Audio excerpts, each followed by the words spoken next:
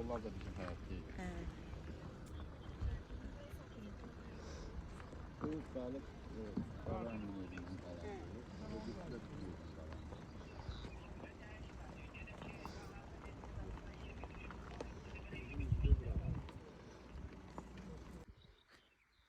Bak bu o yoldan düz aşağı bizim həyət olub.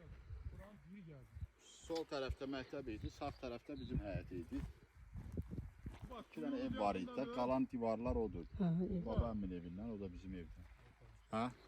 Kuyun yadında diyor hangi taraftadır? Ya burada olmaz, burada oraya girməyə dəymir. Yok bırak girmeye. Görürsən burada nə qədər qalınır. Yarış yerine. Elvin gel, Elvin gel. Getirip bir gün biraz şey olsun. Otuz getirip Müəllimə göndərərsiniz də. Hə, göndərdi. Mən çəkmədim. Sizin danışığınızı Ha, göndərdi. elə bu həyəti də çəkib göndərərsiniz. O stolpa neydi? Kubat o bir tane site vardı. O oradan bağ başlayırdı da. Ona şey Buran vurmuşdu. bomba şeyin. Umvalnik vurmuşduq. Səhər durup Ay sağ ol ha da oydu bak. Ərzimizi yuyurduk. Şeyin- Umvalnikin alt tərəfi Baksıydı. bahçeydi. Stolbanın O da- biraz qabağında kuyu var. Ay sağ orada da tarma şey vardı. Üzüm tarması vardı Ha. sizde böyle Üzüm böyle. tarması, Bak bəli. orada da çan olmalıydı. Biraz da Ha. o nar var ya o da baba nar görükü. Onun yerinde de çan vardı. 10 tonluğudu neydi? o yekiydi. Sığırsı baladan ağacı sığır sıkırdı. Orada da bizim dükkanımız. Ana yolu.